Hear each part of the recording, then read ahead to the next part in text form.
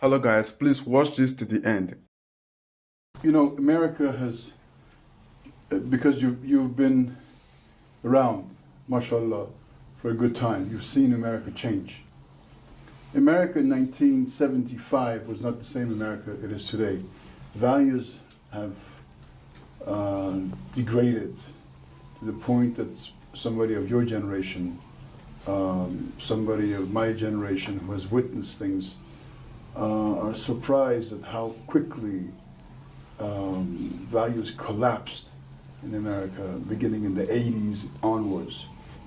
How foreign do you feel yourself in your own country? Well, we have to understand that we're living at the time of the fall of America. She's losing her power, her prestige, her influence. She's in a state of moral and intellectual decline. The whole idea of white supremacy has run its course, and it is now on its deathbed. Well, when you see a civilization going down, it's like a major ship that is sinking. And you don't want to get caught in the pull of a sinking ship. So it's time now, as the Bible says, and the Quran, I think the Quran says, set your face for religion, being upright, the nature made by Allah in which He has created man. Before they come from Allah that which cannot be averted, and on that day they shall be separated. So the righteous are going to have to be separated from those that love wickedness. And so I'm at home among the filth of America because my people are there in the mud. The other day, they took me to the helicopter to have a beautiful ride over to where the president was speaking. And as I was going toward the helicopter, I stepped in some mud.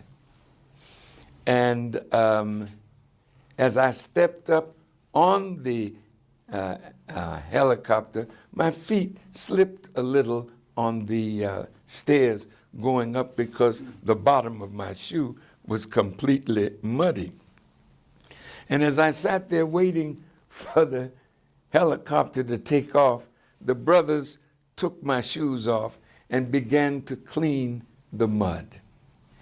Well, my people, the black people of America, are in the mud of civilization. My job from Elijah Muhammad is to transform their lives. So I can't transform their lives from a television studio or from a distance. I've got to get my foot in the mud to get my people up out of the mud. And so I'm at home in America, in spite of her filth, because our people are there, our mission is there, and we cannot leave them in their condition. We have to work with them until they, like we, experience the transformative power of Islam. Minister Farhan, the Afro-American minority in America is a powerful minority because they're the only ones that when they resist, somehow the cities end up in martial law. And suddenly you see Ferguson with tanks, with armored vehicles, with men armed to the hilt, something that we did not witness 2 or 3 decades ago. How is it, and we remember Los Angeles, let's say 25 years ago, but as we are proceeding in time, this is becoming more and more serious. The white supremacist is becoming more and more ruthless. It's not learning its lessons. It kills easily. And the resistance is there, and the martial law is instituted. I remember we've been having New Horizon conferences in Iran in which different groups of Americans have come and visited our country, many of them patriotic Americans, and the last group was the Afro-Americans. Every group that came to Iran and went back was harassed at the border when they entered America. Sometimes they were detained from 3 hours up to 18 hours. Dr. Finkelstein was detained for 18 hours. But when the Afro-Americans went back, they didn't even ask him a question, as if something was different here. Now, I, as somebody who witnessed that conference, and I've been witnessing the news, I have a question I would like to ask Minister Farrakhan. What is it that they're so careful? What is it that they're watching out for? Because I know they're watching it. It's a concentrated decision that was made. We had 25 guests who went back, and this time, for the first time, no one was detained at customs. They weren't even asked a deviant question, or where were you, what were you doing there? Well, Pharaoh, when the children of Israel were in Egypt under his tyrannical rule, Pharaoh feared a couple of things that he called a conspiracy to get rid of this that he feared. The words that are in the Bible read like this: Pharaoh speaking, "Come, let us in words take counsel together." Here's a problem. The children of Israel are multiplying. So we have to deal wisely with them, lest they multiply and join on to an enemy of ours and come against us. The fear of the government of the United States of America with blacks like Paul Robeson leaving America and being accepted in Russia. He learned to speak Russian. He was a great celebrity in Russia. When he got back to America, he was vilified. His passport was taken. W.E.B. Du Bois, his passport was taken. Martin Luther King even was censured after he came back to the United States from Africa. Well, now this militarization of the police, it's because America expects something. I was very concerned when a black man was made president, and the hatred of many white supremacists against Barack.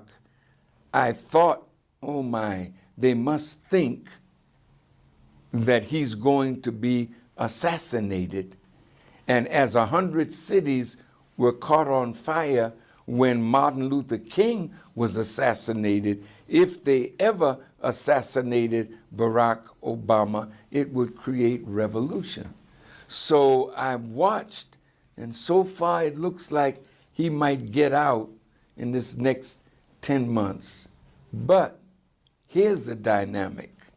Since Barack Obama became president, you have over 1,000 militias in America made up of white people. White people with heavy armament that are angry with their government. And you know right now the Congress is at 11% of people satisfied with it. That means 89% are dissatisfied with Congress.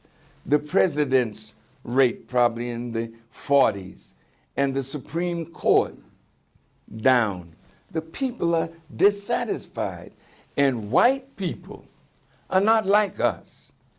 We get angry and we might march a little, raise a little hell, and then go back to sleep. So they don't worry too much about us. But white people coming over here,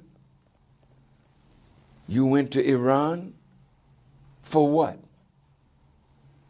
You can't tell them that they're just innocent people coming to look at a revolutionary society, and that society has not affected them positively. So all of these militias that are well armed, black people have the right as citizens to buy a weapon, but how many black people legally have access to weapons? The weapons that are in the black community are illegal among the youth, and they don't really know how to shoot.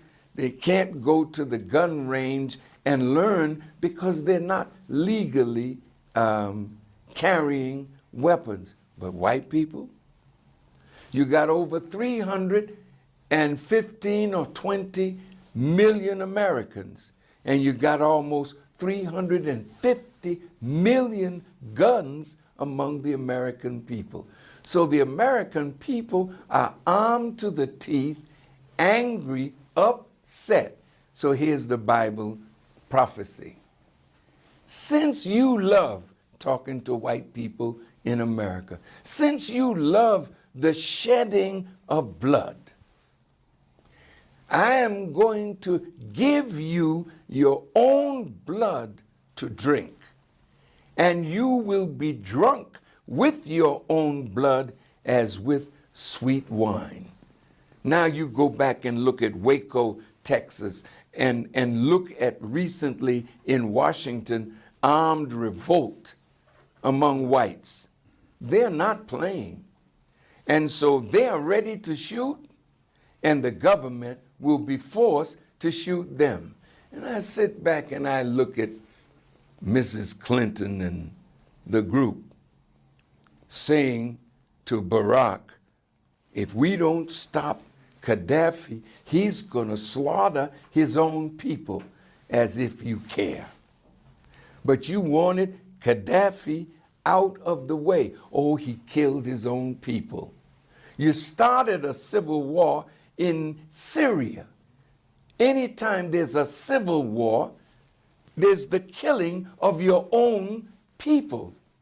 America's meddling in the Middle East, meddling in the affairs of other nations, creates a civil war condition. But she never thought that that was going to come home to her. So remember the principle of justice. You can't sow corn and reap potatoes. You get back what you put in. America has done evil, not the American people. I'm talking about wicked policies of a government run amok. And now those chickens, as Brother Malcolm said once, are coming home to roost.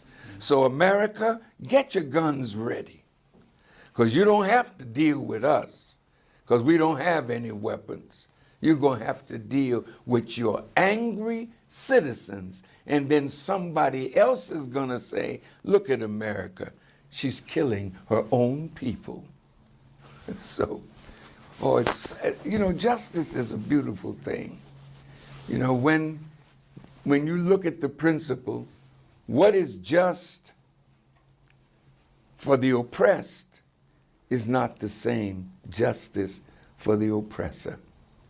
The oppressor must reap what they have sown, and the oppressed get mercy from God and deliverance from their condition. Sorry. So you're welcome back. Now you can see what Minister Louis Farrakhan said about the brutalization of black people also right there in America. How the white people in America are oppressing the black people in America, just the way they are also oppressing the black people that are still right here in Africa. They have also refused to give them freedom. They have also refused to give them justice. They have also refused to give them equality that the black people truly deserve in America. Now you can see how the Jews, which is the white people, are controlling the world of the black man, dictating to the world of the black man, telling black men what to do and telling black men how to live their life.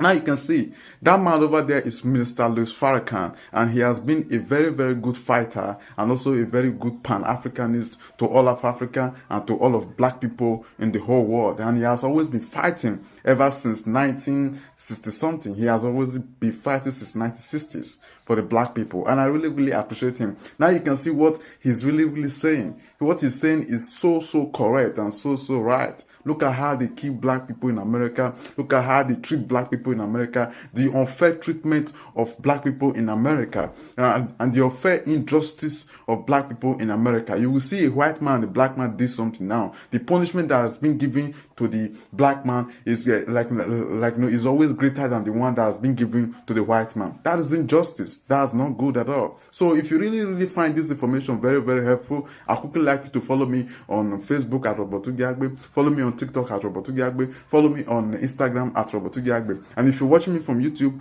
I'll quickly like you to please subscribe to my YouTube channel at Robotugiagbe and click the notification bell so that you can always get videos like this from me all the time. Thank you very much. I'll see you next time, and God bless you.